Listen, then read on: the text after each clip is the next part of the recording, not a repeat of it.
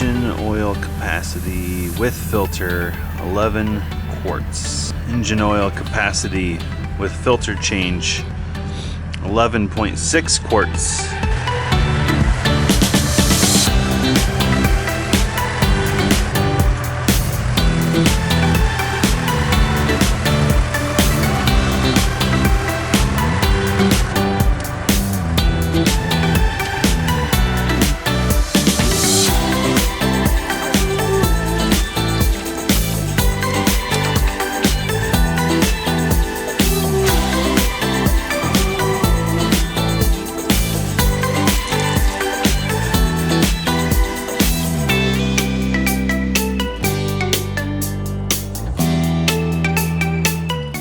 Magnet on the drain plug is clean. Still got good magnet, always a good sign.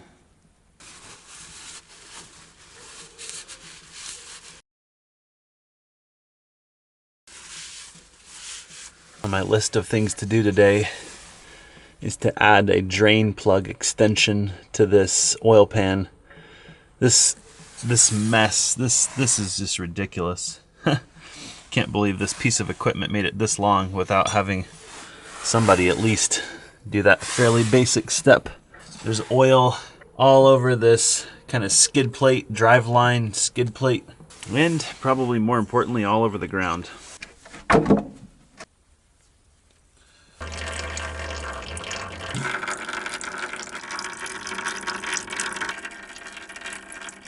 What I don't know about this hydraulic system, and I don't have an operator's manual for this backhoe, is whether or not the filter is below the hydraulic tank.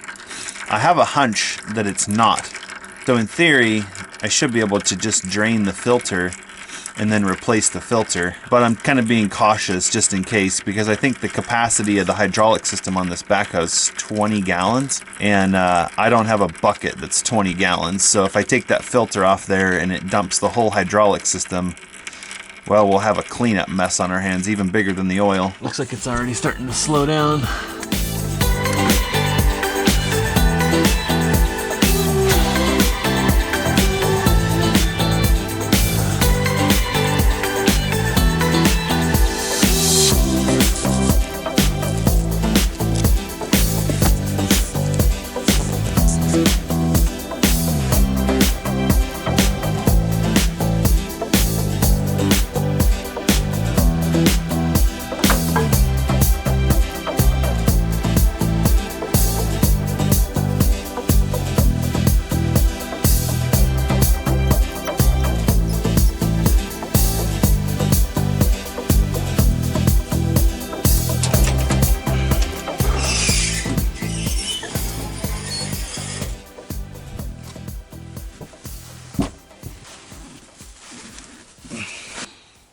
She's really on there.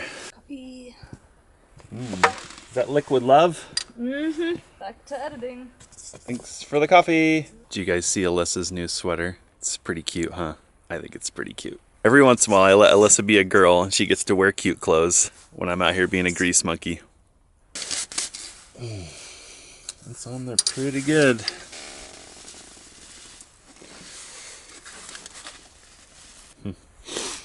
I think I'm retarded. I think I tried to, been tightening this whole time. Just having like, some days I feel like I'm in mechanic mode, and I think most days I feel like I'm not.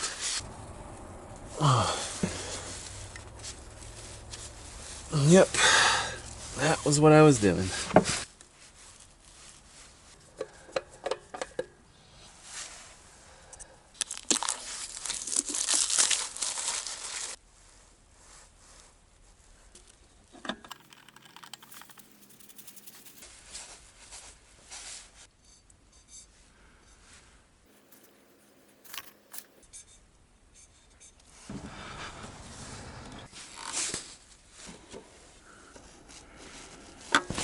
Oh, wow. No way. That's so frustrating. Gosh. Feels really frustrating when I do work like this, and I've never done it before, so I don't know what to expect. I mean, I know every one of these filters is full of fluids, so I already know that, but you don't know if it's 10 turns or 100 turns. And then the filter falls off and you dump fluid all over everything. On my list of stuff to do, my dream list, I guess, would be to rent a warm water washer, low pressure washer, and really clean this whole entire thing up. I mean, we've dumped diesel all over in there because of our gas cans, and equipment's just messy in general, but it's really frustrating when you're doing maintenance and things are just getting filthy.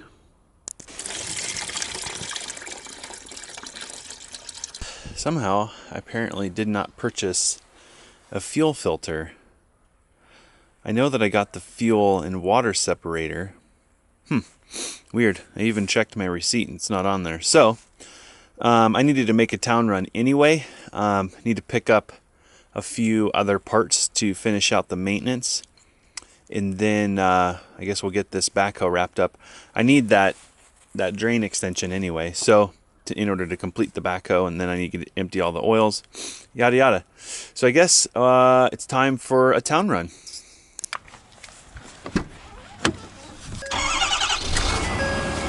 It's one of the yellow jacket nests that I got out of the rollover protection on the backhoe the other night.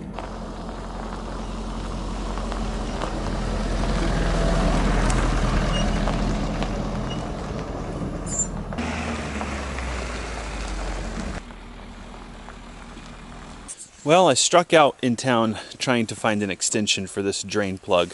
I did get a lead, though, on a better solution to this problem. And unfortunately, I need to get this backhoe running, so I'm going to have to put this plug back in just the way it is now. And then maybe in the future, when I do a future oil change, I'm going to try to get a product that they use in the aircraft industry that solves the whole drain plug problem.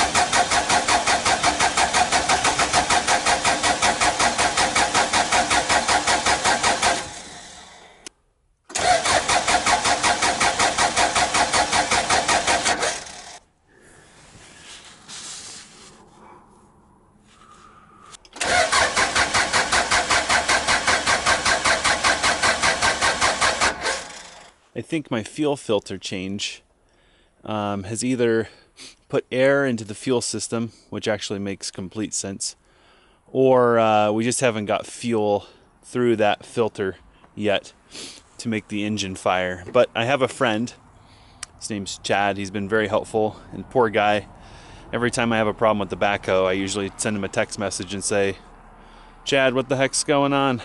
I've never really dealt with this situation before where I had fuel when I first fired it up, and now it seems like I think our fuel filter change is causing this issue. I'm just not sure if I need to keep cranking it over. It sounds to me like it does not have an electronic fuel pump. It's probably a mechanical pump. So it's not going to fire until it gets fuel back into the injectors. I'm just hoping that I didn't make a mistake with the fuel filter change by putting in empty filters. Maybe I should have put in some fuel into the filter. Guess I'll text Chad and find out.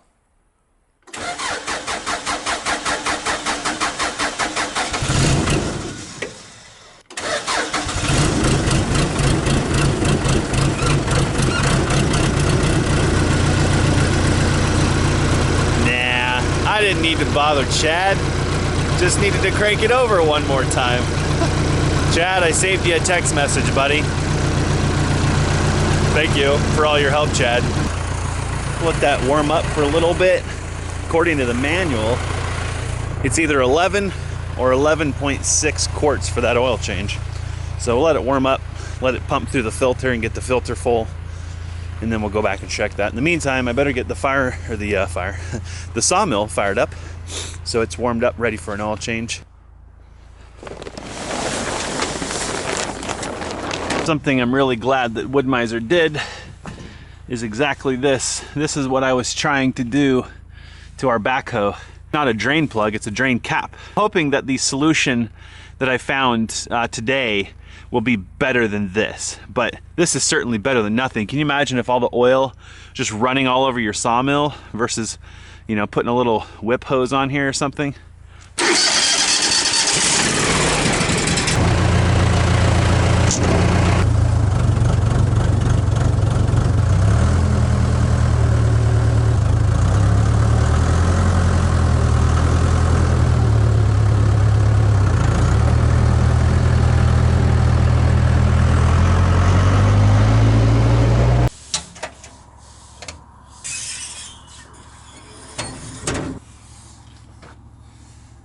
She's looking real good.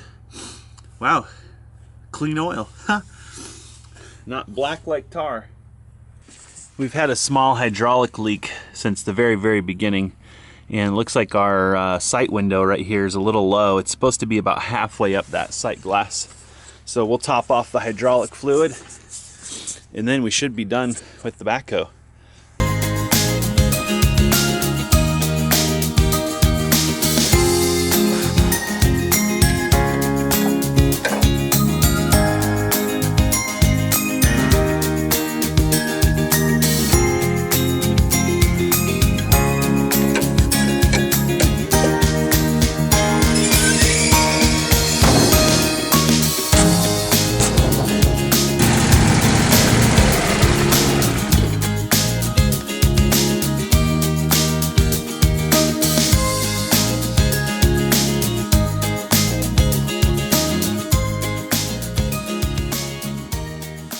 Perfect.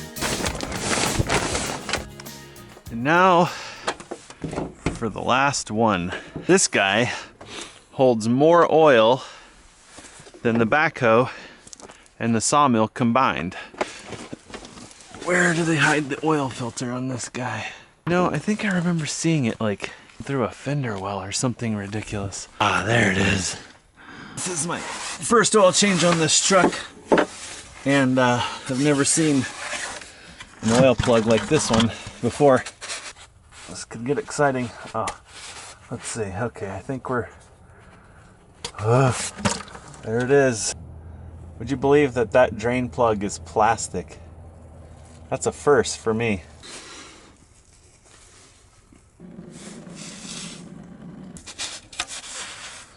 Wow, a drain plug that goes in by hand. That, I would actually say, is innovation.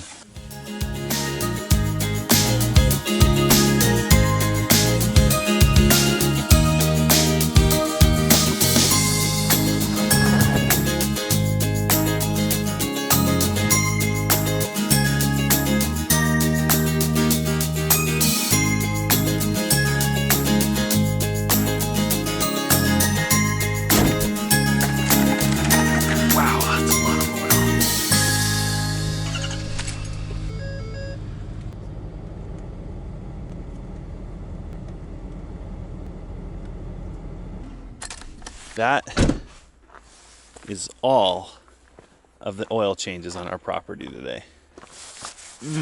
Ended up not finishing the video last night. It got really dark and I ended up with pretty much a migraine all night.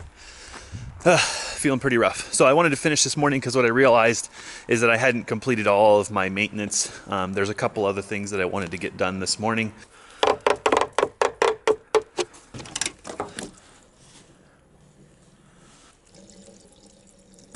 Kind of like that container. It's kind of nice. I think I might keep it. So I've been keeping records for each of our pieces of equipment and vehicles in a Google Sheet. The same thing for the Ford truck and the same thing for the sawmill and our generators. I feel like these types of data keeping is really helpful for seeing trends, and then also just kind of a good mental reminder, like if you can't remember the last time you did a particular service, there you go. This journey, every single day, we are pushed to our limits in some way, and it's no it's no secret that I'm not a mechanic. I can do stuff, and I'm not afraid to try, but I wouldn't say that I'm like gifted at mechanical things. But I'm pushing myself every day to learn. My dad is one of those mechanically inclined people. He grew up in a generation before computers, you know, when everything was mechanical. He even built his first radio, which most kids don't even know what a radio is because everything's done on the internet. So I wanted to share this because I feel like maybe it'll encourage some parents to just keep trying. When I was young, I had very, very little interest in mechanical things. My dad would spend weekends, you know, tuning up cars, putting new brakes on, you know, doing things like that, fixing things on cars, tractors, trucks, lawnmowers. He enjoyed it. It's really fun for him. In fact, I think he kind of had a reputation for buying things that were broken and then fixing them. He did that in his childhood. He raced cars and had a lot of fun doing it. So he wanted to teach his children that. Well, I was probably the most resistive of my siblings to this training. I just had no interest in it. But he never gave up. You know, I'm sure each one of us had our own challenges, but he always encouraged us, and he always said, you know, your best is good. Well, here I am years, decades later in my life, and I find myself in a situation where I need equipment. And money's always tight. I don't care who you are. And the ability to do our own maintenance, I feel like, is not only a peace of mind thing, because I've had so many bad experiences with auto shops and equipment shops. I'm not trying to be paranoid, and I feel like I can find people I can trust and delegate to. But that peace of mind, I know you guys know what I'm talking about. Knowing that your equipment is serviced, it's serviced correctly, and you kind of understand it. I think there's a liberation there. I feel like when you have a piece of equipment and you don't understand how it works, you kind of feel scared of it or feel like you're imprisoned to it. But you feel like if you can kind of listen to it, understand what it's doing, you feel a lot more empowered by it. Those parents out there who have children who are just completely disinterested in mechanical things, but you're trying to teach them, I would just say don't give up. All the people in my family who is the most likely to be doing equipment maintenance, I am the least. But I appreciate that my dad did not give up. He gave me the knowledge. He's empowered me with fundamentals, and so I'm able to learn and figure things out on my own. And I have to say, I'm of the opinion that if you cannot rotate tires, not just check, but change the oil, I just don't see how you really deserve to be driving a car. I get that stuff is basic maintenance. Nothing I did yesterday is going to win a hero award for mechanic skills. And part of it's just because I'm learning new equipment. But I feel like these are fundamental skills. And Alyssa has had to learn these things, you know, on this journey too. So don't give up. Keep trying. Maybe not initially, but maybe even 20 years down the road, you'll start to see fruits of your labor. And the child will come back and thank you. So Dad, if you're watching this video, thank you for sticking it out. Thanks for making me turn a wrench when I didn't want to. I actually appreciate very much having that knowledge.